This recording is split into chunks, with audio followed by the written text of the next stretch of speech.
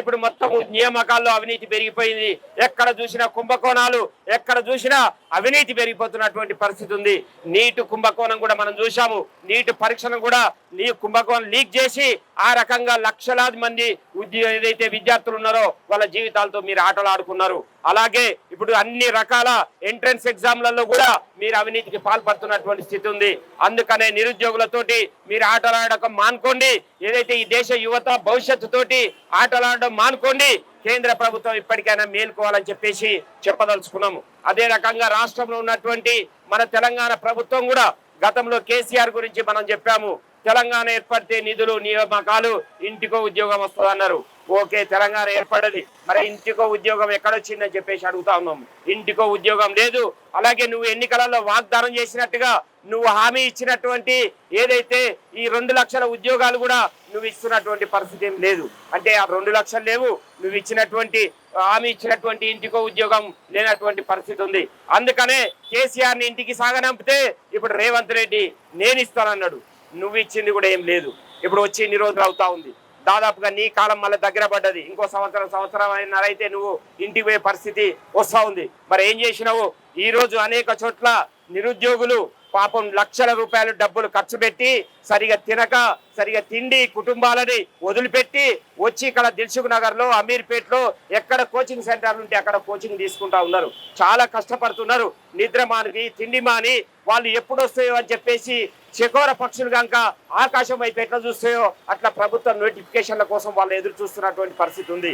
మరి వాళ్ళకి ఎప్పుడు న్యాయం చేస్తారు? ఎప్పుడు వాళ్ళ జీవితాలను ఎప్పుడు సెటిల్ చేస్తారు?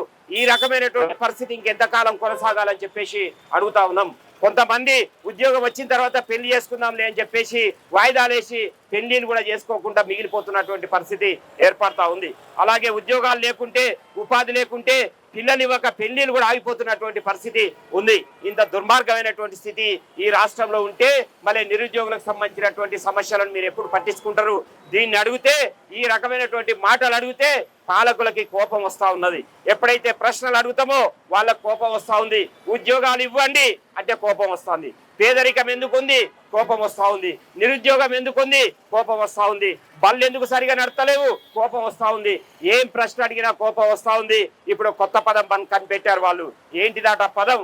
ఆ పదం పేరు దిమాగి నక్సల్స్ అనేటువంటి కొత్త పదాన్ని కనిపెట్టారు. వాడు ప్రశ్న అడిగితే వాడు దిమాగి నక్సలైట్లు. వాటికి ఇప్పుడు ప్రభుత్వం ఏం చేస్తుందో ఒక ఆలోచన చెప్తా ఉన్నాడు. ఎర్రకోట సాక్షిగా మన మోడీ గారు ఏమన్నాడంటే, దిమాగి నక్సల్స్ ను ఏరివేయడానికి ఒక యువత ఆర్మీ ఫోర్స్ ని ఏర్పాటు చేసుకుంటాడట. ఈ ఆర్మీ ఫోర్స్ అంటే ఏంటిది? ఇది ప్రభుత్వం నియమిస్తుందా, లేదంటే మీ సొంత బీజేపీ నియమిస్తుందా? వీళ్ళు ఎక్కడొస్తారు అంటే ప్రశ్నించిన వాళ్ళని కొట్టి సాగొట్టడం కోసం మీరు ఆర్మీ ఫోర్స్ ని తయారు చేస్తున్నారా? ఇప్పటికే గో రక్షణ పేరుతోటి చంపేస్తున్నారు. ఇంకా రకరకాల ప్రేమించుకుంటారనే పేరుతో చంపుతా ఉన్నారు. కులం పేరుతో చంపుతా ఉన్నారు. మతం పేరుతో చంపుతా ఉన్నారు. ఇప్పుడు దిమాగి నక్సల్స్ పేరుతో చంపడం కోసం మీరు ప్రయత్నం చేస్తా ఉన్నారు. ఇది చాలా అన్యాయము. ప్రశ్నించే వాళ్ళని, నిలదీసే వాళ్ళని లేకుండా చేసిన తర్వాత దేశంలో ప్రజాస్వామ్యం అనేది ఉండదు. రాజ్యాంగం ఏదైతుందో ఆ హక్కు, చదువుకునే హక్కు మాకుంది. అలాగే ఉపాధి పొందేటువంటి హక్కు ఉంది. జీవిత అలాంటి అవకాశాలు లేనప్పుడు నిలదీసే హక్కు ఉంది, ప్రశ్నించే హక్కు ఉంది. ఆ హక్కుని ఈ దేశ యువత వాడుకోవాలంటే మీకు కోపం వస్తూ ఉంది. మీకు కోపం వస్తుందంటేనే మీ రోజులు దగ్గర పడుతున్నాయి అనేది అర్థమవుతా ఉంది. అందుకని మీరు తెలుసుకోండి.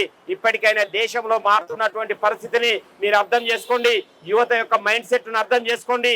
ఈ విభజించి పాలించే రాజకీయాలను మీరు బంద్ చేయండి. ప్రజలను అభివృద్ధి వైపు నడిపించడం కోసం వాళ్ళకు ఉపాధి అవకాశాలు కల్పించండి. ప్రపంచంలోనే ఈ దేశంలో ఉన్నటువంటి యువత చాలా ఎక్కువ మంది ఉన్నారు. 40% మంది యువత, ప్రపంచ యువతలో 40% మంది భారతదేశంలో ఉన్నారని చెప్పేసి లెక్కలు చెప్తా ఉన్నాయి. వాళ్ళని మీరు ఉద్యోగాలు కల్పించి వాళ్ళని సరి అయినటువంటి పద్ధతిలో వాడుకుంటే ఈ దేశం అభివృద్ధి చెందుతుంది.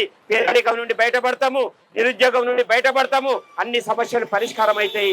ఆ రకంగా ఆలోచన చేయాలి పాలకులు అని చెప్పేసి ప్రభుత్వానికి మరోసారి హెచ్చరిస్తూ, ఈ రోజు ఈ రాష్ట్ర వ్యాప్తంగా జరుగుతున్నటువంటి ఈ నిరసన కార్యక్రమాల్లో పాల్గొన్నటువంటి మిత్రులందరికీ కూడా, అలాగే ఇప్పుడు దిల్సుఖ్ నగర్ లో అనేక మంది యువకులు వాళ్ళు వచ్చి పాల్గొన్నారు. వాళ్ళందరికీ కూడా, అలాగే సిపిఎం పార్టీ సభ్యులు పాల్గొన్నటువంటి మీ అందరికి కూడా పేరు పేరున ధన్యవాదాలు తెలియజేస్తూ, అలాగే ఈ అవకాశం ఇచ్చి, ఎందుకంటే పోలీసు వాళ్ళు కూడా కొంత సహకారం చేశారు, ఎందుకంటే ఇబ్బందులు కలిగకుండా పర్మిషన్ అది కూడా చేశారు. మీడియా మిత్రులు కూడా వచ్చారు. వాళ్ళందరికీ కూడా సిపిఎం పార్టీ తరఫున ప్రత్యేకమైనటువంటి ధన్యవాదాలు తెలియజేస్తూ నాకు ఈ అవకాశం ఇచ్చినందుకు మీ అందరికీ మరోసారి ధన్యవాదాలు చెప్తూ నేను సెలవు తీసుకుంటా ఉన్నా. Thank you. మేజర్ గా కేంద్రంలో కానీ రాష్ట్రంలో కానీ అనేక ఉద్యోగ ఖాళీ పోస్టులు ఉన్నాయి. వాటిని వెంటనే భర్తీ చేయాలి. నిరుద్యోగులందరూ ఎడ్యుకేషన్ అయిపోయినాక చాలా మంది నిరుద్యోగులు మిగిలిన వాళ్ళకి ఇప్పటిదాకా ఉద్యోగాలు రాక వాళ్ళు అనేక అవస్థలు పడుతున్నారు. వాళ్ళకి ప్రభుత్వం నిరుద్యోగ వృత్తి కూడా ఇస్తానని చెప్పింది. అది కూడా వెంటనే ఇవ్వాలి. అనేక సమస్యలతో సతమతమవుతున్న యువత వారి జీవితాలు రాను రాను మొత్తం అధోగమనం గోచంగా మిగిలిపోతుంది.